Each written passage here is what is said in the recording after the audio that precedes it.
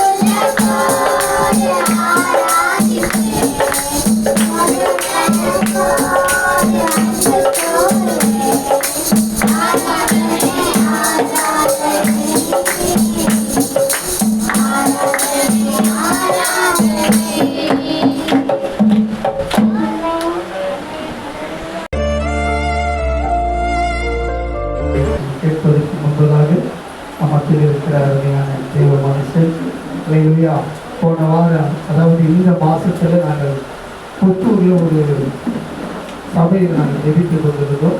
அப்போது அறிமுகமான ஒரு அலையிலுயா நம்ம கீழே தன்னுடைய வார்த்தையை இந்த நாளிலே கொடுக்கும்படியாக வந்திருக்கிறார். கரங்களை கட்டி அருமையான தேவ மனுஷனை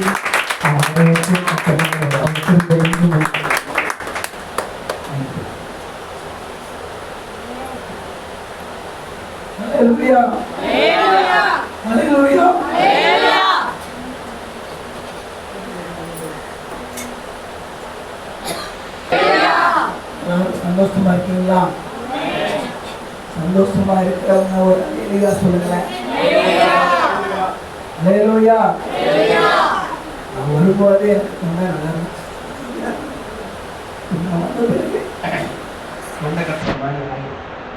சரி, விசுவாசத்தில் சொல்றேன். செய்தி முடிஞ்சு கடந்து போகிற நேரத்தில் என் தொண்டை சரியாகும் நான் விசுவாசம். ஏன்னா பேச போறது அவரே, நான் இல்லை. கண்களை மூடி ஜெபிப்போம்.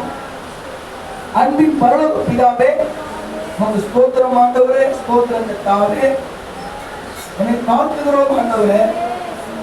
எனக்கு பேச தெரியாது, மந்தனாவும் ஆண்டவரே. இப்பாயிரமான இந்த அடியானை ஆண்டவரே ஒரு விசையாய் ஒரு ரத்தத்தினாலே கழுவி பரிசுத்தப்படுத்துங்க. பேசுகிறேன் நாவால் என்னை பயன்படுத்தி தேவன் பேசுகிறாரே ஆண்டவரே. பேசுகிறீர்கள் நீங்கள் அல்ல, உங்களுக்குள் இருக்கிற பிதாவின் ஆவியானவரே பேசுகிறவராய் இருக்கிறார் என்று வேதத்தில் மத்தேயு என்ற புஸ்தகத்தில் எழுதியிருக்கிற பிரகாரம் ஆண்டவர் பேசும்படியாக ஒப்புக் கொடுக்கிறேன். அந்த கழுதை கொட்டி ஆண்டவரே நீங்க ஏறி செல்வதற்கு ஒரு காரணமாக இருந்தது போல இந்த கழுதையும் இந்த மனுஷனை ஆண்டவர் தாமே பயன்படுத்தும்படியாக உடைய கரங்களை ஒப்புக் கொடுக்கிறோம். நன்றி செலுத்துகிறோம். உடைய உயிர்த்தெழுதலை நினைவு கூறும் இந்த நாளிலே கர்த்தர் பேசுங்க நாங்கள் கேட்கிறோம். சபையாராய் நாங்கள் எங்களுடைய செவிகளை திறந்து வைக்கிறோம். கர்த்தர் உமது வார்த்தையினாலே நிரப்பும்படியாக இயேசுவின் நாமத்திலே ஜெபிக்க வேண்டுகிறோம். ஆமென். பாருங்க, நம்முடைய தேவன் எப்படிப்பட்டவர்? நம்முடைய ஆண்டவராகிய இயேசு கிறிஸ்துவானவர் எப்படிப்பட்டவர் என்று இப்பொழுதாக வேதத்தின் வாயிலாக நாம் பார்க்க போகிறோம். ஆண்டவர் வானத்தையும் பூமியையும் உலகத்தில் உள்ள எல்லாத்தையும் படைத்ததான ஆண்டவர். அவர் சமுத்திரங்களை அலைகளை குலுக்குகிற தேவன் என்று வேதம் கூறுகிறது. ஏசாயாவின் புஸ்தகத்திலே ஒரு பகுதியை வாசிக்க கேட்போம். 51ஆம் அதிகாரம் ஏசாயா புஸ்தகத்திலே 15வது வசனத்தை வாசிக்கலாம், கேட்கலாம். உன் தேவனாய் இருக்கிற கர்த்தர் நானே, அலைகள் கொந்தளிக்கத்தக்க தாய் சமுத்திரத்தை குலுக்குகிற சேனைகளின் கர்த்தர் என்கிற நாமம் உள்ளவர். பாருங்க, அலைகளை, சமுத்திரத்தின் அலைகளை, கடலில் இருக்கிற தண்ணீரை அலைகளை குலுக்குகிறதான ஆண்டவர் சேனைகளின் கர்த்தர். அவருக்கென்று பயங்கரமான சேனை இருக்கிறது. அல்லேலூயா, அல்லேலூயா. அந்த சேனைக்கு பக்கத்துல யாருமே நிற்க முடியாது. அல்லேலூயா. அப்பேற்பட்ட சேனைகள் அதிகமாய் வைத்திருக்கிறதான நம்முடைய ஆண்டவர் கல்வாரி சிலுவைக்கு வருகிறார். மரியாள் மூலமாக இந்த உலகத்துக்கு வர்றாங்க. 30 வயது வரையும் தன் குடும்பத்துக்காக உழைத்திருக்காங்க. இயேசுப்பா 3 ஆண்டு காலம் நமக்காக வந்து உழைக்கிறார். பிதாவின் சித்தத்தை செய்கிறார். ஒரு குறிப்பிட்ட நாட்கள் வருகிறது. ஜனங்களுடைய பாவத்தை சுமந்து தீர்க்க சிலுவை பாடு மரணங்களுக்கு அப்ப எப்பேற்பட்ட ஆண்டவருங்க ஒரு மனிதனா சிலுவைக்கு வர்றது? ஒரு மனிதனா கடல் தண்ணீரை யாரும் பீச்சுக்கு போயிருக்கிறோம். நான் போயிருக்கிறேன். பீச்சுக்கு போனவங்களை கை தூக்குங்க, போகாதவங்களை தூக்காதீங்க. யாரும் போகலையா? ஒரு 3-4 பேர் கை காட்டுறாங்க. எல்லாருமே பீச்சுக்கு போயிருக்கிறோம். பீச்சோட போயிட்டு வானத்தை அண்ணாந்து பார்த்துட்டு தண்ணீர் அப்படி ஏகமா பார்த்தோம்னா நமக்கு தீவு உண்டாகும். போல தண்ணீர் இருக்குது அப்படின்னு ஒரு நாள் வேலை நிமித்தமா போயிட்டு அப்படியே கொஞ்ச நேரம் பாஸ் பண்ணலாம் அப்படின்னு சொல்லி பீச்சோட போயிட்டு ஆண்டவர் படைப்புல அப்படியே பீச்செல்லாம் பார்த்துட்டு சூரியனையும் பார்த்துட்டு சந்திரனை பார்த்துட்டு கொஞ்சம் சந்திரன் தெரிஞ்சு பகல் வேலையில அப்ப ஆண்டவர் படைத்த படைப்பை தியானிக்க நிதானிக்க ஆண்டவர் உதவி செய்தார். எனக்கு கொஞ்ச நேரம் அப்படியே சுயத்தை மறந்துட்டேன். அப்படியே ஆவியில் நிரம்பி ஒவ்வொன்றா கிடைக்கும் போது சங்கீதம் 24 சொல்லப்பட்டபடி பூமியும் வாசிக்க வேண்டாம், நேரம் இல்லை, பூமியும் அது நிறையும் குடிகளும் கர்த்தருடையது, பூமியில உள்ளவைகள் எல்லாம் கர்த்தருடையது என்று இருக்கிறது. அப்ப இப்பொழுது எல்லாத்தையும் படைத்த ஆண்டவராகிய தெய்வம் எவ்வளவு பெரியவரா! வானமாவது சிங்காசனம், பூமியவர். அப்ப அவருடைய முழங்கால அளவு பாருங்க. சேர்ல உட்காந்துருக்கோம். நம்முடைய முழங்கால அளவு எவ்வளவுதான் இருக்குது? 1 அடி, 1.5 அடி, 1.5 அடி அவ்வளவுதான் இருக்குது. ஆனா வானத்துல அவர் அமர்ந்து கொண்டு அவருடைய காலை பூமியில வச்சிருக்கிறாரு. அளவுல அண்டாத துளமா இருக்குது இந்த இடம். அப்ப அவர் நிமிர்ந்து நின்னாருன்னா முழங்காலுக்கு மேல இடுப்பு அளவு எவ்வளவு இருக்கும் இருப்பாரு. அந்த இடுப்பு அளவுல அந்த அளவை விட சோறு அளவு எவ்வளவு இருக்கும்? சரி, சோறு அளவாச்சு, தலையளவு நம்மளால நினைச்சு கூட பார்க்க முடியாது. அவ்வளவு பெரிய ஆண்டவர் தானே உங்களுக்காகவும் எனக்காகவும் கல்வாரி சிலுவையை சுமந்து 7 வார்த்தைகளை முந்தானத்து வெள்ளிக்கிழமையில நான் தியானிச்சோம். அதுல ஒரே ஒரு பாயிண்ட் மட்டும் சொல்லிட்டு மற்ற வார்த்தைக்கு நான் போக விரும்புறேன். யோவான் சுவிசேஷ புஸ்தகத்துல 19ஆம் அதிகாரம் 28ஆம் வசனத்துல தாவீது கேட்கிற போது அவங்க என்ன பண்றாங்க? கடல் காளான் அப்படின்னு சொல்லக்கூடிய ஒரு கசப்பு நிறைந்ததான ஒரு காடிய குடிக்க தண்ணீர் கேட்கிறாரு நினைச்சுக்கிட்டு சிலுவையில தொங்குற இயேசுவுக்கு தாழ் எடுத்துருச்சு நினைச்சுக்கிட்டு அவர் தாகம் சொல்லும் பொழுது கசப்பு நிறைந்த அந்த காரியை கொண்டு போய் ஒரு கோல் எடுத்து மாட்டி வாயில வைக்கிறாங்க. அவர் வேதனைப்படுத்த அதிக வேதனை. சரி, தாகம் தாகம்னு சொன்னார். யாரு மேல தாகம்னு சொன்னாரு?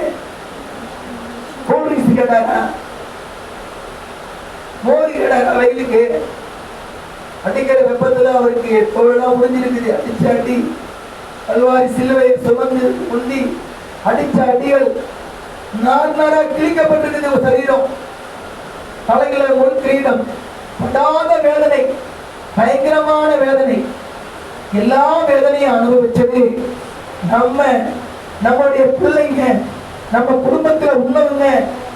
நீங்களும் நானும் சந்தோஷமா இருக்க, சுகமா இருக்க அவர் சிலுவையை சுமந்தார், அடிகளை பட்டார், அவருடைய சரீரம் கிழிக்கப்பட்டது. யாரெல்லாம் ஞானஸ்தானம் எடுக்காம இருக்கீங்க? ஞானஸ்தானம் எடுக்காதவங்க, என்ன ஆண்டவருக்கு ஒப்பு கொடுக்கணும்னு சொல்றவங்க 1 2 3 4 பேர். ஞானஸ்தானம் எடுக்காத உங்களுக்காக அவருடைய பிள்ளைகளா நீங்க வரணும்னு சொல்லி அவர் சிலுவையில தாகம் என்று சொன்னார். நமக்கு இந்த பூமியில உள்ள அம்மா அப்பா பூமியோட சரியா போச்சு. தேவராட்சியத்தில் கொண்டு போவது இயேசுதான். சொந்த இரட்சகராக, சொந்த தெய்வமாக, அப்பா பிதாவாக நீங்க ஏற்றுக்கொள்ள வேண்டும். அப்பா பிதாவை என்று கூப்பிடுகிற புத்திர சுவிகாரத்தினாலே உங்களுக்கும் எனக்கும் கொடுத்திருக்கிறார். ஞானஸ்தானம் எடுக்க போற பிள்ளைகள் உங்களுக்கும் அவர் அப்பாவாகவே இருக்கிறார். பரலோகத்தின் பிள்ளைகளாக நாம் இருக்கிறோம். அல்லேலூயா. சமுத்திரத்தை குலுக்குகிற ஆண்டவர் பூமியவும் குலுக்கிக் கொண்டிருக்கிறார். அல்லேலூயா. ஆங்காங்கே பூமி அதிர்ச்சி, பஞ்சம், கொள்ளை நோய் ஆறு கட்டை இருக்கிறது. பூமியிலே பொல்லாங்கான வேலைகள் நடந்து கொண்டிருக்கிறது. விக்கிரகார்த்தனை, வேசித்தனமும் விபச்சாரமும் பொல்லாங்கான விஷயங்கள் அதிகமாக நடந்து கொண்டிருக்கிறது.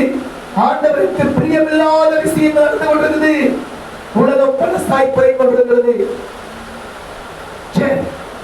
இந்த பலதான உலகம் ஒரு நாள் அதிகம், உடை பலசாய் போய் ஒரு நாள் கிளியும், நம்ம தூங்கி போட்டுவோம். உலகம் பலசாய் போய் வானம் புகைய போல் புகையாய் மாறும், பூமி எந்த அழியும்.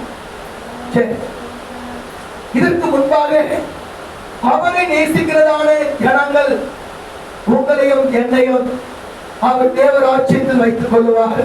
அதன் பிறகுதான் இந்த பூமியை அழிப்பார். ஹல்லேலூயா, ஹல்லேலூயா. இப்பொழுதே அவருடைய பிள்ளைகளாக நாம் வந்துவிட்டோம். கர்த்தர் நல்லவர். பாருங்க, மத்தேயு எழுதின புஸ்தகத்திலே 27ஆம் அதிகாரம் 51 52 நாம் வாசிக்கலாம். அப்பொழுது தேவ ஆலயத்தின் திரைச்சாலை மேல் தொடங்கி கீழ் வரைக்கும் இரண்டாக கிழிந்து பூமியும் அதிர்ந்து கன்மலையும் பிளந்தது. பாருங்க, கல்லறைகளும் திறந்து நித்திரை அடைந்திருந்த அநேக பரிசுத்தவான்களுடைய சரீரங்கள் எழுந்திருந்தது. பாருங்க, திரைச்சீலை கிழிக்கப்பட்டது. நடுவுல குறுக்கு செவருங்க. வெளிப்பிரகாரத்துல நாம் இருக்கணும், வேறதான் இருக்கணும். தடுப்பு செவர் போல நீ அந்த பக்கம் தான், நான் அந்த பக்கம் தான், வரக்கூடாது அப்படின்ற ஒரு தீர்மானம் இருந்துச்சு. தேவ சமூகத்துல எல்லாரும் போயிட முடியாது. ஊர் பக்கம் பாத்தீங்கன்னா ஊருக்குள்ள ஜாதி கீழ்காதியை பார்த்துட்டு செப்பல் போட்டு போகக்கூடாதுன்னு எங்க தாத்தாவோட ஊர்ல நாங்க போய் இருந்திருக்கிறோம். தண்ணி கொண்டு வந்தாக்க எதிரில் செருப்பு போட்டு நடக்கக்கூடாது. கிட்ட ஆளோட இப்படி ஒட்டி போயிடக்கூடாது. வாசல் இங்க இருக்குன்னா அங்கதான் இருக்கணும். அப்படி இன்னும் அந்த ஊர் இருந்துட்டு இருக்குது. ஆனா அந்த முறைகள் தலைகளா மாறுபட்டு போச்சு. ஊழியக்காரங்க போய் ஊழியம் செஞ்சு இன்னைக்கு யாருடைய வார்த்தைகளை போதிச்சு அந்த நிலை இன்னைக்கு மாறிடுச்சு. 35 வருஷத்துக்கு முன்னாடி நான் சொல்றது ஆனபடினால கோயிலுக்குள்ள எல்லாரும் போக மாட்டாங்க. அந்த முறை எங்க உருவாச்சுன்னு சொன்னா தேவ சமூகத்துல இங்கதான் பயபக்தியோட தேவ சமூகத்துல வரணும்னு சொல்லி பழைய ஏற்பாட்டு காலத்துல இருந்த முறைமைகளை இயேசு கிறிஸ்து சிலுவையிலே மரணமானதுக்கு பிறகு அங்கே திரைச்சீலை கிழிக்கப்பட்டது, தடைகள் உடைக்கப்பட்டது, நடு சிவர்கள் அந்த திரைச்சீலை இரண்டாய் கிழிந்தது, மேல் தொடங்கி கீழ் வரைக்கும் திரைச்சீலை கிழிக்கப்பட்டது. எல்லாரும் உள்ள தேவ சமூகத்துல போலான்னு சொல்லி ஒரு தீர்மானத்தை உடன்படிக்கையை ஆண்டவர் புதிய உடன்படிக்கையை ஏற்படுத்தினார். அல்லேலூயா, அல்லேலூயா. இயேசு நல்லவர், இயேசு நல்லவர், சொல்லுங்க இயேசு நல்லவர். உங்களுக்காக எனக்காக சிலுவையில் அடிக்கப்பட்டவர் நல்லவர். அவர் மரித்தார், அடக்கம் பண்ணப்பட்டார், மூன்றாம் நாளிலே உயிரோடு எழுந்தார். இந்த நாள் உயிர்த்தெழுந்த நாள். அந்த வசனத்தை மறுபடியும் நான் வாசிக்கிறேங்க. 27ஆம் அதிகாரம் 51 நான் வாசிக்கிறேன்.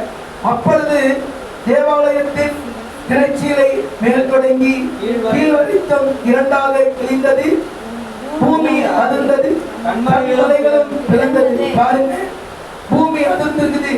தேவாதி தேவனை சிலுவையிலே அடிச்சு அவர் தேவனை விட்டு அவர் மரணம் ஆன உடனே பூமி அதிர்ச்சி.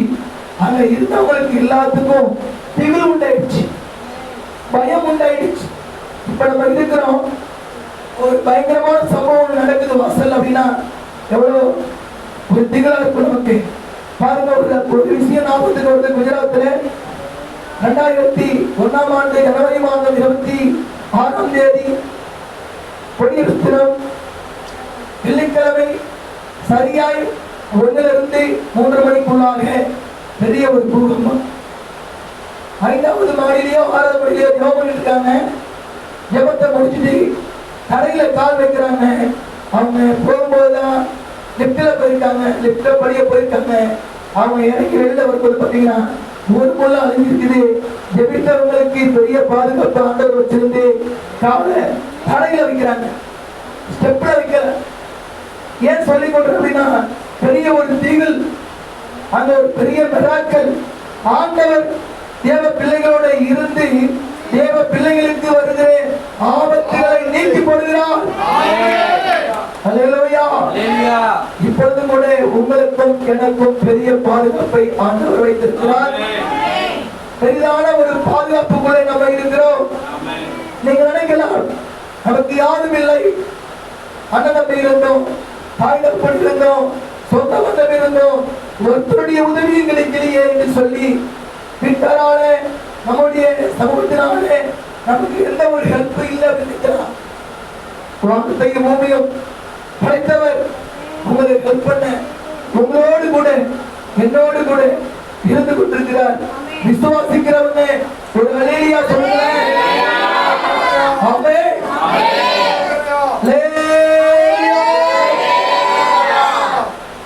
பாருங்க, அங்கே இன்னொரு விஷயம் பெரிய திகில் நடந்துருச்சு.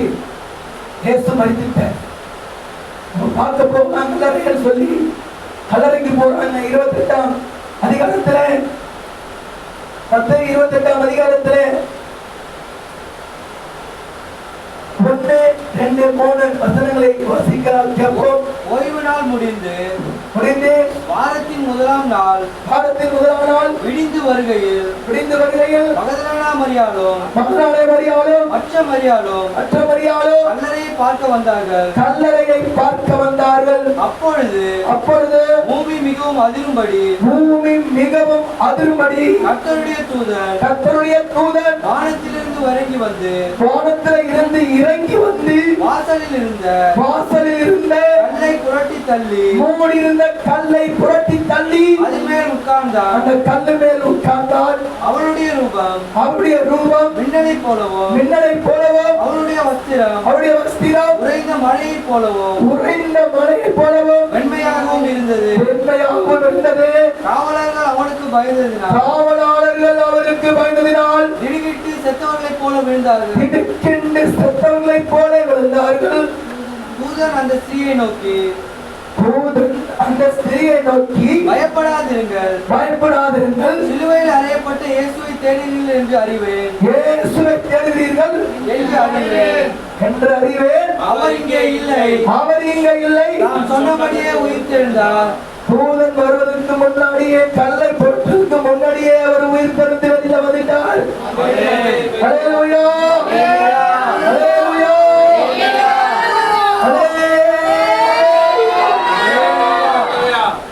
இன்றைக்கு உங்கள் மத்தியிலும் என் மத்தியிலும் நம் நடுவிலே இயேசு கிறிஸ்து இருக்கிறார்.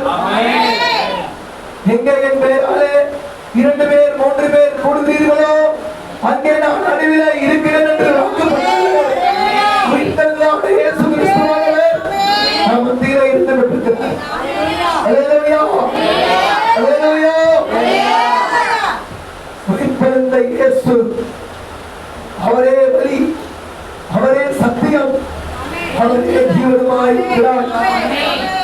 நம்ம வாழ்வதற்கு வழிகாட்டியாக இயேசு கிறிஸ்து மாத்திரமே நம்மளோடு இருக்கிறார். இயேசு கிறிஸ்து எப்படி வாழ்ந்தார் என்று சொல்லி வேதத்தின் வாயிலாக நாம் கற்றுக்கொள்ள முடியும். ஜெபத்தினாலும் வேத வாசிப்பினாலும் அறிய முடியும். அடுத்தபடியாக நமக்கு கொடுக்கப்பட்டிருக்கிற, உங்களுக்கு கொடுக்கப்பட்டிருக்கிற ஆவிக்குரிய தகப்பன் மூலமாக நன்கு அறிய முடியும். ஆமென். முடிச்சிருக்கவங்க ஒரு அல்லேலூயா சொல்லுங்க. தூங்குறவங்க அல்லேலூயா சொல்லுங்க. ஆண்டவருக்கு ஸ்தோத்திரம். முடிச்சிருக்கீங்க. கர்த்தர் உங்களை விழிப்போட வைத்திருக்கிறார். அல்லேலூயா. பாருங்க, நமக்கு தெரியாத விஷயங்கள் அநேக காரியங்கள் இருக்கலாம். அந்த விஷயத்தை எனக்கெல்லாம் என்னுடைய ஆவிக்குரிய தகப்பன் மூலமாக ஆண்டவர் கற்றுக் கொடுத்திருக்கிறார். ஒண்ணு, என்னுடைய ஜபத்திலே ஆண்டவர் என்னை அழைத்த போதெல்லாம் கற்றுக் கொடுத்திருக்கிறார். நான் வேதத்தை வாசிக்கும் போதெல்லாம் எனக்கு கற்றுக் கொடுத்திருக்கிறார். ஆராதனை வேளையிலே பாடல் நேரம், ஆராதனை பகுதியிலே அபிஷேகத்தில் நிரம்பும் போது கற்றுக் கொடுத்திருக்கிறார். இன்னும் அதிகமாய் கற்றுக்கொள்வது நம்முடைய ஊழியக்காரர் மூலமாக கற்றுக்கொள்ள முடியும். இன்னும் அதிகமாக 100% நீங்க பரிசுத்த ஆவியை பெற்றுக்கொண்டால் மட்டும்தான் அறிந்து கொள்ள முடியும். அல்லேலூயா. பரிசுத்த ஆவியின் அபிஷேகத்தை பெற்றுக் கொள்ளாதவர்கள் பரிசுத்த ஆவியின் அபிஷேக வல்லமையை நீங்கள் பெற்றுக்கொள்ள வேண்டும். அபிஷேகம் பெறாதவர்கள் அபிஷேகத்தை பெறும்படியாக இயேசுவின் நாமத்தினாலே உங்களை நான் கேட்டுக்கொள்கிறேன். அபிஷேகம் பெறாதவர்கள் கட்டாயமாக நீங்க அபிஷேகம் பெற வேண்டும். ஆமென், ஆமென். ஞானஸ்தானம் எடுக்கிற பிள்ளைங்க உங்களுடைய ஊழியக்காரங்கிட்ட பாஸ்டர்கிட்ட சொல்லுங்க, எனக்கு இயேசு கிறிஸ்துவை நான் மெய்யான தேவனாக ஏற்றுக்கொண்டிருக்கிறேன், எனக்கு ஞானஸ்தானம் கொடுங்கய்யா அப்படின்னு சொல்லி உங்க பாஸ்டர்கிட்ட நீங்களா கேட்டா தான் கொடுப்பாங்க. வீட்டுல நமக்கு சாப்பாடு வேணும், நல்ல தயிர் வேணும், நல்ல சாப்பாடு வேணும், நல்ல சிக்கன் மட்டன் பிரியாணி வேணும். வீட்டுல அம்மா கேட்கிறோம், கல்யாணம் ஆனவங்க வீட்டுக்கு வாங்கி கொடுக்கிறோம், தேவையெல்லாம் சந்திக்கப்படுது. ஆனா ஞானஸ்தானம் வேணும்னு சொல்லி தேவ சமூகத்துல நீங்க உட்கார்ந்து ஜெபம் பண்ணிட்டு உங்க ஊழியக்காரர்கிட்ட சொல்லுங்க, அவர் ஞானஸ்தானத்துக்கு ஏற்பாடு செய்து ஞானஸ்தானம் கொடுப்பார். அல்லேலூயா. ஒரு மனுஷன் மறுபடியும் பிறக்க வேண்டுமா? தண்ணீர்ல ஞானஸ்தானத்தின் மூலமாக பிறக்க வேண்டுமா? அப்படி பிறந்தால் மட்டும்தான் பரலோக ராஜ்யத்திலே இடம் என்று சொல்லப்படுது. இந்த உலகம் ஒரு வாடகை வீடு. இப்ப எனக்கு பாத்தீங்கன்னா பூர்வீகெல்லாம் பாத்தீங்கன்னா திருச்சிக்கான சொந்த ஊரு, சென்னைக்கு வந்திருக்கிறேன். ஆனா ஒரு டைம் என்ன ஆகும், சொந்த ஊருக்கு போற மாதிரிதான் ஆகும். அதுபோல இங்க சென்னையில வாடகைக்கு இருக்கிற வீடு, சொந்த வீடு சொல்ல முடியுமா? அந்த வீட்டு காலி செஞ்சு நான் போக முடியும். அதே போலதான் இந்த உலகத்தை காலி செய்துட்டு மரணம் இந்த உலகத்திலே நம்மளை பிரித்துட்டு தேவனுடைய ராஜ்யத்திலே நம்மளை கொண்டு போய் வைக்கும். ஒரு மரணம் மட்டுமல்ல, தேவன் நம்மளை கொண்டு போய் வைப்பார். மரணம் நமக்கு என்ன சொல்லப்பட மரணமே இல்லை. கிறிஸ்தவ வாழ்வில அவளுக்கு மரணம் என்றதே இல்லை. மரித்தாலும் பிழைப்பீர்கள் அப்படின்னு சொல்லி எழுதப்பட்டிருக்கிறது. ஆண்டவராகிய இயேசு கிறிஸ்துவை யார் நாம் ஏற்றுக்கொண்டிருக்கிறோமோ எல்லாருமே மறுபடியும் நாம பிறப்போம்.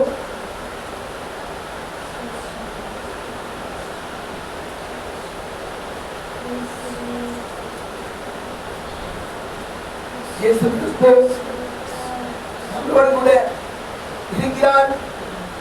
வானலை விட்ட போல இருக்கிற இந்த உலகத்தை விட்டு ஒரு நாள் பரலோக ராஜ்யத்துக்கு நாம் கடந்து செல்வோம். அந்த ராஜ்யத்தை நம்ம சொந்தப்படுத்திக் கொள்ள ஞானஸ்தானம் முக்கியமானது. ஆமென். ஆமென். அல்லேலூயா. அல்லேலூயா. அல்லேலூயா. நம்முடைய ஆண்டவர் மிகவும் சிறப்பான ஒரு தெய்வம். மிக மிக மிகவும் அவர் சிறப்பானவர். சிறப்பான தெய்வம். உங்களை மட்டுமல்ல, என்னை மட்டுமல்ல, நம்முடைய தலைமுறைகள் தோறும் அவர் நம்மளை பாதுகாக்கிறவராக இருக்கிறார். நம்முடைய தலைமுறைகளோடும் நம்மளை பாதுகாக்கிறவராக இருக்கிறார். இஸ்ரவேல் ஜனங்களை பார்வோனுடைய சேனைக்கு ஆண்டவர் தப்புவிக்கிறார். இஸ்ரவேல் ஜனங்கள் கடலுக்கு முன்னாடி போயிட்டு இருக்காங்க. நடுவுல கடல் செங்கல். பாருங்க, கடலை கடக்கணும் எப்படிங்க முடியும்? அங்கே பெரிய வல்லமை, தேவனுடைய வல்லமை அங்கே ஜனங்கள் காணும்படியாக பெரிய அற்புதத்தை ஆண்டவர் செய்கிறார். தேவ ஜனங்களுக்கு பலி திறக்கிறார். கடலுக்கு போறோம், சரி கடலை ஒரு ஆறு வச்சுக்கோமே. கூவத்தில் போய் நடந்தா வந்துடுவீங்க, ஏத்தெல்லாம் வந்துடுவீங்க. ரொம்ப வலிக்குது, எது போறதெல்லாம் வருது, எவ்வளவு பயன் இருக்கும். ஒரு ஆத்திர போறது தண்ணிக்கே பயம் சொன்னா கடல் குறுக்க இருக்குது, பின்னால ஆளை கொல்ல வர்றான். யாருடைய சேனை வருதுங்க? யாருங்க? பார்வோனுடைய சேனை கொண்டு போறதுக்கு வர்றான். தேவ பிள்ளைங்க போயிட்டு இருக்கும்போது நடுவில் கடலு. ஆண்டவர் நோக்கி பார்த்த உடனே ஆண்டவர் என்ன பண்றாருங்க? செங்கடலை இரண்டாய் பிளந்து கட்டாந்தரையாக வழி விளங்குகிறார். வழி விளக்கி கொடுக்கிறார். தண்ணீர் லெப்ட்லயும் ரைட்லயும் தண்ணீர் புகையெல்லாம் நிற்குதுங்க. செவனை போல மதுரை போல தண்ணீர் நிற்குது. தேவ பிள்ளைகள் நடந்து போறாங்க. தேவ பிள்ளைகள் நடந்து போய் அந்த அக்கறைகளை சேர்ந்துட்டாங்க. போயிட்டாங்க. பின்னால அந்த சேனை கூட கொலை பண்ற சேனை கூட பின்னாடி வந்துட்டுங்க. பார்வோட சேனை தண்ணிக்குள்ள இறங்கி அடுத்த கரையேற முடியல. பாதில வரும்போது தண்ணி போயிடுச்சு. அல்லேலூயா. இது போன்ற உங்களுக்கும் எனக்கும் இந்த உலகத்திலே பிரச்சனை உண்டா? அந்த பிரச்சனையில இருந்து ஆண்டவர் உங்களையும் என்னையும் காக்க அவர் வல்லமை உள்ளவர் வருகிறார்.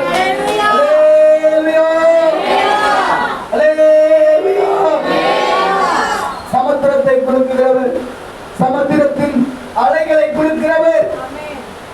பூமி அதிர்ச்சி வருதுன்னா ஆண்டவருடைய சித்தம் இல்லாம நடக்கலங்க. ஆண்டவருடைய திட்டம் இல்லாம, ஆண்டவருடைய சித்தம் இல்லாம நடக்கல. நீங்க ஜெபிக்கணும், தேவனோடு கூட உறவா இருக்கணும், தேவ பிள்ளையாக 100% நீங்க வாழணும். நீங்களும் நானும் தேவ மனுஷியாக வாழும் பொழுது நமக்கு நிச்சயமாக பெரிய பாதுகாப்பு ஆண்டவர். இந்த பக்கம் அந்த பக்கம் பாவத்துல சாதிக்கணும்னு சொன்னா பாவம் மேற்கொள்ளும் போது நரக வாழ்க்கை நிச்சயம். நரகமா தேவராட்சியமா? பிசாசின் வழியா தேவனுடைய வழியா? தீர்மானம் ஆண்டவர் நம்முடைய கையில கொடுத்திருக்கிறார். பிசாசு வழி வேண்டாம். உலக சிந்தனை பாவம், பாவத்தின் சம்பளம் மரணம். ஆவியின் சிந்தை ஜீவனும் சமாதானம் தேவ ராஜ்யத்துக்கு சொந்தமானவர்கள் நம்ம. அல்லேலூயா, அல்லேலூயா, அல்லேலூயா. ஆண்டவர் தாமே நம்மளுக்கு உதவி செய்வாராக. ஏசாயா 51 11ஆம் அதிகாரம் 51ஆம் அதிகாரம் 11ஆம் வசனம். அப்படியே கர்த்தரால் மீட்கப்பட்டவர்கள் ஆனந்த களிப்புடன் சந்தோஷத்துடன் பாடி சீயோனுக்கு திரும்புவார்கள். நித்திய மகிழ்ச்சி அவர்கள் தலையின் மேல் இருக்கும். நித்திய மகிழ்ச்சி அவர்கள் தலைமையில் இருக்கும். சந்தோஷமும் மகிழ்ச்சி அடைவார்கள். சந்தோஷமும் மகிழ்ச்சியும் அடைவார்கள். இந்த உலகத்தில் உள்ள பாவ காரியத்துக்கு நீங்க விலக்கி தேவ சமூகத்திலே அமர்ந்திருந்து இரவும் பகலுமாக தேவ வார்த்தைகளை விசுவாசித்து தேவனோடு கூட நீங்க இசைத்து வாழும்போது சந்தோஷமும் மகிழ்ச்சியும் அடைவீர்கள். சஞ்சலமும் தவிப்பும் ஓடி போகும். சஞ்சலம் இருக்காது, துன்பம் இருக்காது. துன்பம் இருந்தாலும் ஆத்மா அழிந்து போகும். உங்களுக்கு அது துன்பமாக என்று தெரியாது. அந்த அளவுக்கு மறைப்பார். அல்லேலூயா. மகிழ்ச்சி, சந்தோஷம், நிறைவான சமாதானம். இதை விட மிஞ்சி என்னங்க வேணும்? சந்தோஷம் வேணுமே, சமாதானம் வேணும். அது ஒரு நித்திய மகிழ்ச்சி, பரலோகத்தின் மகிழ்ச்சி இந்த பூமியிலே நமக்கு கிடைக்கிறது. அல்லேலூயா, அல்லேலூயா. அந்த 12ஆம் வசனம் மறுபடியும் வாசிங்க. 51:12. நான் நானே உங்களுக்கு ஆறுதல் செய்கிறவர். சாகப் போகிற மனுஷனுக்கும் புல்லுக்கு ஒப்பு கொடுக்கிற மனுஷனுக்கும் மனுஷபுத்திரனுக்கும் பயப்படுகிறதுக்கும் வானங்களை விரித்து பூமியை அஸ்திபாரப்படுத்தின உன்னை உண்டாக்கின கர்த்தரை மறக்காதிருக்கிற நீ யார்? மறக்கிறதற்கு நீ யார்?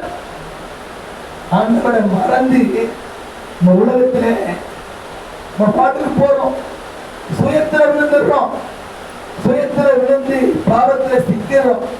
நீ கடன் கொடுக்கிறாங்க, கடன்ல சிக்கிறோம். பேங்காரன் கொடுக்கிறான், குழுவுல கொடுக்கிறான், நீங்க பைக்கு கொடுக்கிறான், கடனே வீட்டிலோடு கொடுக்கிறான், தொழிலோடு கொடுக்கிறான். கடன் வந்து சாபம். சாபத்துக்குள்ள போய் சிக்கிறோம். சாபத்துக்காக தான் நம்ம மேல இருக்கிற சாபங்கள் நீங்கும்படி சிலுவை சுமந்து ஆண்டவர் மரித்து நம்மளுடைய சாபங்கள் எல்லாம் நீக்கிவிட்டார். நம்ம ஏன் திரும்பி போய் கலையை கொடுக்கணும்?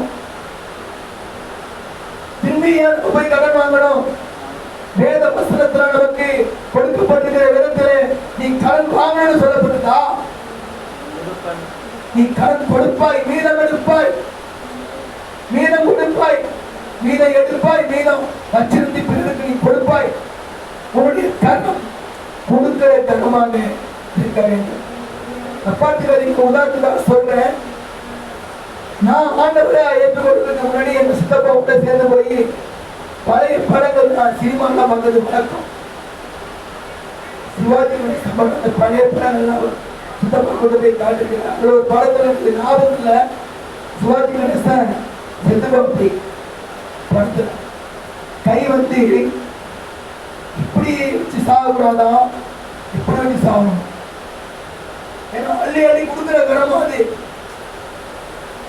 நான் கொடுக்குற கரமாகவே லாஸ்ட் வரை நான் சாகணும் அப்படின்னு ஒரு திட்டம் அதுல ஒரு கதாபாத்திரம் கடற்கரை.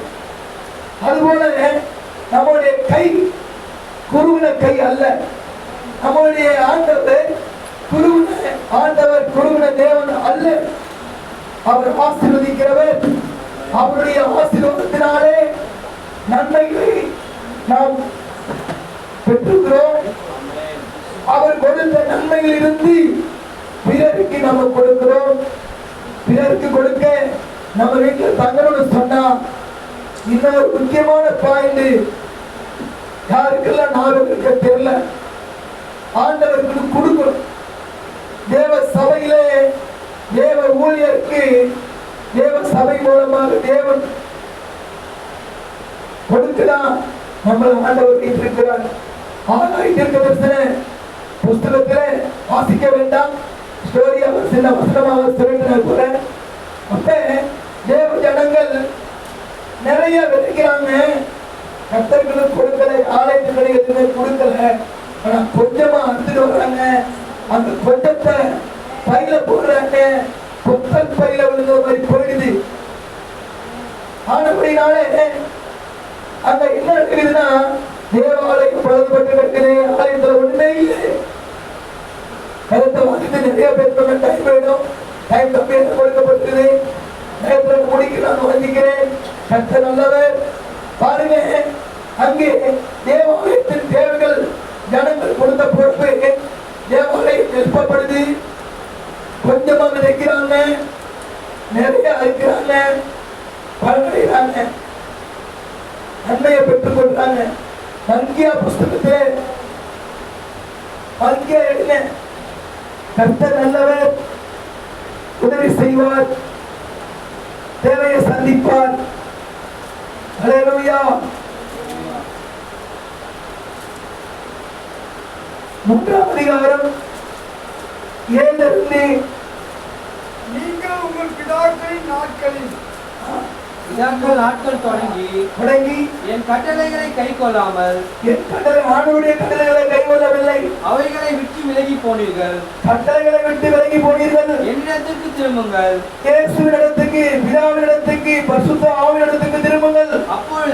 அப்பொழுது உங்களிடத்திற்கு திரும்புவேன், இயேசு உங்க பக்கமாக திரும்புவார் என்று கர்த்தர் சொல்லுகிறார். சேனைகளின் கர்த்தர் சொல்லுகிறார். நாங்கள் எந்த விஷயத்தில் திரும்ப வேண்டும் என்கிறீர்கள்? மனுஷன் தேவனை வஞ்சிக்கலாமா? தேவனை மனுஷன் வஞ்சிக்கலாமா? நீங்களோ என்னை வஞ்சிக்கிறீர்கள். எதிலே உம்மை வஞ்சித்தோம் என்கிறீர்கள். தசம பாகத்திலும் காணிக்கையிலும் தானே நீங்கள் சபிக்கப்பட்ட ஜனத்தாராகிய நீங்கள் எல்லோரும் என்னை வஞ்சித்தீர்கள். இருங்க. சபிக்கப்பட்ட ஜனங்கள் நம்ம. ஆனா இந்த சாபம் நீங்கத்தான். இயேசு கிறிஸ்து சிலுவையிலே பலியானார், 3ஆம் நாள் உயிரோடு எழுப்பினார். சாபத்தை நீக்கிட்டார்ல, பாவத்தை போய்கிட்டார்ல, பரிசுத்த சந்ததியாக நம்மளை மாற்றிக்கிறார்ல. நம்மளுடைய வருமானம் எல்லாம் கர்த்தருடையதானே, கர்த்தருக்கு சொந்தம் இருக்குல்ல, உறவு இருக்குல்ல. அப்ப நம்மளுடைய சம்பாத்தியத்தை அப்பாவுக்கு கொடுப்போம், அம்மாவுக்கு கொடுப்போம். இப்ப நம்ம ரசிக்கப்பட்டோம், யார்கிட்ட கொடுக்குறீங்க? ஆண்டவர்கிட்ட கொடுக்கணும். முழுமையா கேட்கலங்க. 10 ரூபாய் உங்களுக்கு கிடைச்சா 1 ரூபாய் எனக்கு கொடுத்துருக்கு ஆண்டவர் கேட்கிறார். 10ல் 1 பங்கு, 10 ரூபாயில 1 பங்கு, 1 ரூபாய். 1000 ரூபாய் சம்பாதிக்கிறீங்களா? 100 ரூபாய் கர்த்தருடைய தாசனுடைய கரத்திலே கொடுத்து தேவ சபையிலே தசமபாகமாக செலுத்தி அதிலே என்னை சோதித்திருப்பார் அப்படின்னு சொல்கிறார். கீழ்கண்ட வசனம் வாசிக்கிறீங்களா? பூமியின் கனிகளை பற்றித்து போடுகிறவர்களை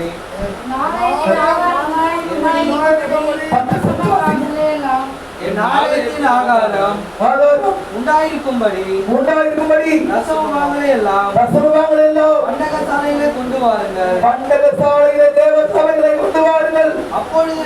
அப்பொழுது இயேசு வானத்தின் பலகைகளை திறந்து இடம் கொள்ளாமல் போக மட்டும் உங்கள் மேல் ஆசீர்வாதத்தையும் வர்ஷிக்க வேண்டும் என்று அதனால் என்னை சோதித்து பாருங்கள் என்று சேனைகளின் கர்த்தர் சொல்லுகிறார். கருத்துல எங்கேயுமே சோதித்து பார்த்து சொல்லவே இல்லை, சோதித்து பார்த்து சொல்லவே இல்லை. கொடுத்துட்டு நீ சோதித்து பார், உனக்கு நான் திரும்ப தரேனா இல்லையா பாரு அப்படின்னு ஆண்டவர் சொல்கிற. பூமியிலே விதை நெல்லு அரை மூட்டை நெல் எடுத்து ஏக்கர் கணக்குல விதைப்பாங்க. அரை மூட்டை 1 மூட்டை, அந்த ஒரு 10 ஏக்கர் நிலத்துக்கு எவ்வளவு நெல் விதை தேவையோ அதை நல்ல நெல்லாக தேர்ந்தெடுத்து பிரிச்செடுத்து வச்சிருக்க எடுத்து அதை தூவி வச்சு நாட்டுக்கு தெரியுமில்லையா? என்ன சொல்றது யாருக்கு தெரியுமா? எல்லாம் சிட்டிக்குள்ள இருக்கிறோம், வில்லேஜ் தெரியும், வில்லேஜ் இருப்பீங்க. நான் நினைக்கிறேன் ஸ்தோத்திரம். அந்த விலை நெல்லு அரை மூட்டை போட்டாங்கன்னு சொன்னா வெறும் அரை மூட்டை வராது, 5 மூட்டை 10 மூட்டை வராது. அந்த ஏக்கர் கணக்கில் போடுறாங்க பார்த்தீங்களா, அது ஃபுல்லா வந்துடும். அப்ப கூடத்துல இல்ல 1000 மடங்கு அந்த விளைச்சலை பார்க்கிறோம். நீங்க கர்த்தருக்கு கொடுக்கிறது விதை நெல்லு, முதலீடு, ஒரு இன்வெஸ்ட்மெண்ட் போடுறீங்க, ஒரு முதலீடு போடுறீங்க, லாபம் எடுக்கிறீங்க.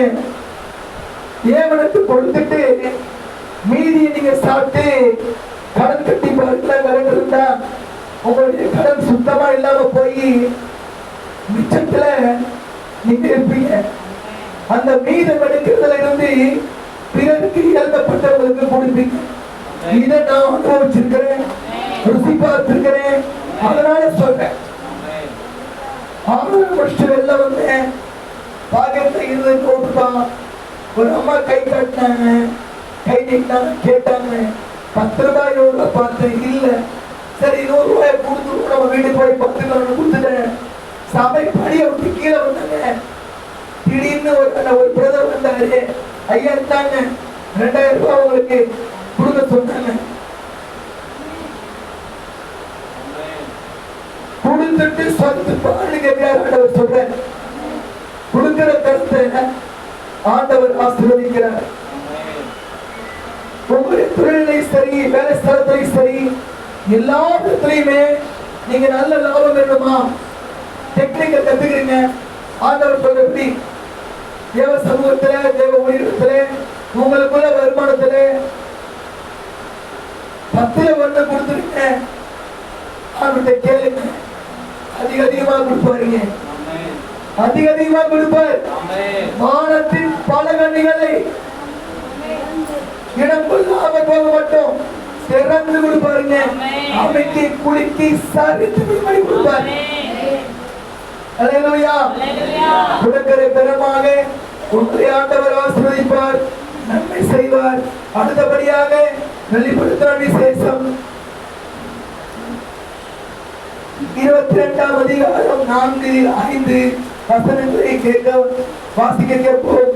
அவருடைய ஊழியக்காரர், இயேசுவின் ஊழியக்காரர் அவரை சேவித்து, இயேசுவை சேவித்து அவருடைய சமூகத்தை தரிசிப்பார்கள்.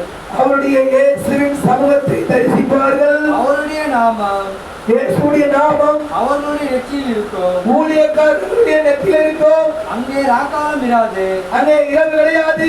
விளக்கம் சூரியனுடைய வெளிச்சமும் சூரிய வெளிச்சமும் அவர்களுக்கு வேண்டுவதில்லை. அங்க தேவையில்லை. தேவனாகிய கர்த்தர் அவர் மேல் பிரகாசிப்பார். ஊழியக்காரர் மேலும் பிரகாசிப்பார். அவர்கள் சதா காலமும் அரசாளுவார்கள். சதா காலமும் அரசாண்டு கொண்டே இருப்பார்கள். நீங்க ஊழியக்காரங்களை வர ஆசைப்படுறீங்களா? ஊழிய செய்ய ஆசைப்படுறீங்களா? சந்தோஷமா செய்யுங்க. உங்க ஊழியக்காரரோட, உங்க பாஸ்டர் ஐயாவோட இணைந்து ஆண்டவருக்கு ஊழியம் செய்யுங்க. தாவீது அப்பாவுடைய வேலையை செய்தார். இன்னைக்கு நம்ம அப்பா பாத்தீங்கன்னா வீட்டுல நம்மளுடைய அப்பா செய்யற தொழில இல்லைங்க செய்யறோம். எங்க அப்பா செஞ்ச தொழில நான் செஞ்சுட்டு இருக்கேன். செய்து கொடுத்து என் பிள்ளைங்க பண்றாங்க. அல்லேலூயா. பாருங்க, கல்வாரி சிலுவையிலே இயேசு கிறிஸ்துவானவர் மரித்து அடக்கம் பண்ணப்பட்ட பிறகு 3ஆம் நாளிலே உயிரோடு எழுந்து சில நாளில் பூமியில இருந்து அவருடைய வேலைகளை, அவருடைய சீர்திருத்தங்களை செய்ய சொல்லிட்டு அவர் கடந்து போய்விட்டார். அவருடைய சீசர்கள் மூலமாக தான்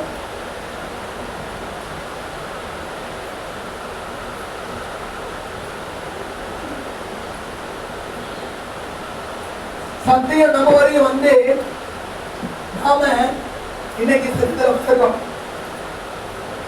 அவருடைய வேலைக்காக உங்களையும் என்னையும் அழைக்கின்றார். மத்தேயு 28ஆம் அதிகாரம் 18-19 வசனத்தை வாசிக்க கேட்கலாம்.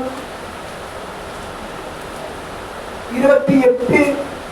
அப்பொழுது இயேசு சமீபத்தில் வந்து அவர்களை நோக்கி, அவர்களை ஜனத்தாரையும் சிறுவர்களையும் நோக்கி, வானத்திலும் பூமியிலும் சகல அதிகாரம் எனக்கு கொடுக்கப்பட்டிருக்கிறது என்று சொன்னார். ஆகையால் நீங்கள் புறப்பட்டு போய் சகல ஜாதியையும் சீஷராக்கி பிதா குமாரன் பரிசுத்த ஆவி நாமத்திலே அவர்களுக்கு ஞானஸ்தானம் கொடுத்து நான் உங்களுக்கு கட்டளையிட்ட யாவையும் ஆண்டவராகிய இயேசு கிறிஸ்து கட்டளையிட்ட யாவையும் அவர்களுக்கு கைக்கொள்ளும்படி அவர்களுக்கு உபதேசம் பண்ணுங்கள். எல்லோருக்கும் உபதேசம் பண்ணுங்கள். இதோ உலகத்தின் முடிவு பரியந்தம் சகல நாட்களிலும் நான் உங்களோடு கூட இருக்கிறேன் என்று ஆமென் சொல்லியிருக்கிறார். ஹல்லேலூயா, ஹல்லேலூயா, ஹல்லேலூயா, ஹல்லேலூயா, ஹல்லேலூயா. நம்மளோட இருக்கிறவர் யாருங்க? சமுத்திரத்தை குலுக்கிறவரே, தண்ணீருக்குள்ள இருக்கிற மீன்களுக்கும் ஆகாரத்தை கொடுக்கிறவர், அவரை அண்டி நம்பி வாழ்கிற நமக்கும் ஆகாரத்தை கொடுக்கிறவர். நம்மளோட கூட இருக்கும்போது நம்ம ஊழியக்காரரோடு உங்க ஆவிக்குரிய தகப்பனோடு கூட இசைந்து இந்த சபைக்கு ஆத்துமா ஆதாயம் செய்வதற்கு வீட்டு ஜெப கூட்டம் வாயிலாக கைப்புறத்தை கொடுக்கும் ஊழியத்தின் வாயிலாக ஜனங்களை நீங்கள் இந்த சபைக்கு கொண்டு வரும்படியாக உங்களை நம்பி ஆண்டவர் ஊழியத்தை கொடுத்திருக்கிறார். அல்லேலூயா. ஊழியக்காரர் மாத்திரம் போய் ஜனங்களை கொண்டு வருவதற்கு பத்தாது, நேரம் பத்தாது. அவர் 1 மணி நேரம் கூட வராது. நீங்க ஒரு 30 பேரு சேர்ந்து போறீங்க, 31 பேரா போறீங்க, 31 பேரும் 1 மணி நேரம் வேலை செய்றீங்கன்னு சொன்னா, ஆத்ம ஆலயத்துக்கு போறீங்கன்னு சொன்னா 31 மணி நேரம், 31 மணி நேரம் ஒரே மணி நேரத்துல நீங்க ஆண்டவருக்காக வேலை செய்றீங்க. ஆமென். அல்லேலூயா, அல்லேலூயா. 31 பேரை நீங்க கொண்டு வரீங்கன்னு சொன்னா ஆண்டவர் மிகுந்த ஒரு சந்தோஷத்தை அடைவார். அப்பாவை பிரியப்படுத்துகிற பிள்ளை நல்ல பிள்ளை, அப்பாவை வேதனைப்படுத்துகிற பிள்ளை அது நல்ல பிள்ளை இல்லை. அருமையா ஒரு குட்டி பாப்பா பாடி படிச்சு எனக்கு கண்ணெல்லாம் அந்த குட்டி பாப்பா மேல வந்துச்சு. அந்த தாய்க்கும் தாப்பனுக்கும் எவ்வளவு சந்தோஷம் தெரியுமா? அதை பார்த்த நம்மளுக்கும் எவ்வளவு சந்தோஷம் தெரியுங்களா? கர்த்தர் நல்லது, உங்களையும் என்னையும் பயன்படுத்துவார். நான் என்னுடைய சாட்சியை சொல்லல. கர்த்தருக்கு சித்தமானால் இன்னும் ஒரு கூட்டம், ஒரு விசேஷித்த கூட்டம் நடத்தினால் கர்த்தருக்கு ஸ்தோத்திரம். ஆண்டவருக்கு சித்தமானால் உங்களுடைய ஆவிக்குரிய தகப்பன் அருமை நண்பர் அதை பரன்றால் அன்றைக்கு சாட்சி சொல்லுவேன். அது சிறப்பு சாட்சியாக இருக்கும். ஆண்டவருடைய நாமம் மகிமைப்படுவதாக. கர்த்தருக்கு ஊழியம் செய்யுங்க. கர்த்தர் உங்களுக்கும் எனக்கும் உதவி செய்வார். ஆமென், ஆமென், ஆமென். தாரம் தாரம் என்று பாருங்க. தாகம் நின்றி எனக்காயே நின்றி தாகம் சுமந்தே பங்காய பலியானி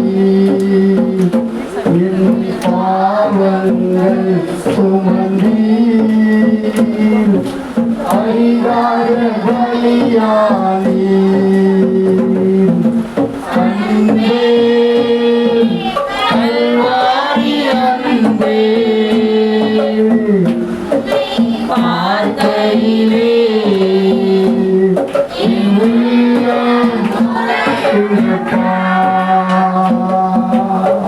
ஆமென், ஆமென், ஆமென். கர்த்தர் நல்லவர். பொழுது இந்த ஓய்வில் இந்த நாளை பண்ணுவோம். மெய்யாகவே நாம் இந்த உயிர்ப்பின் நாளிலே நமக்கு பற்றி என்னுடைய சரீரமும் இரத்தமும் ஆயத்தமாக்கப்பட்டிருக்கிறது. நம் அனைவரும் தேவனோடு ஒப்புரவாகி நம்முடைய குறைவு குற்றங்கள் பாவ சாபத்தெல்லாம் தேவனுடைய சமூகத்திலே நம் அறிக்கையிட்டு இந்த பதிவில் நாம் பங்கு பெறுவோம். நல்லவர். அல்லேலூயா.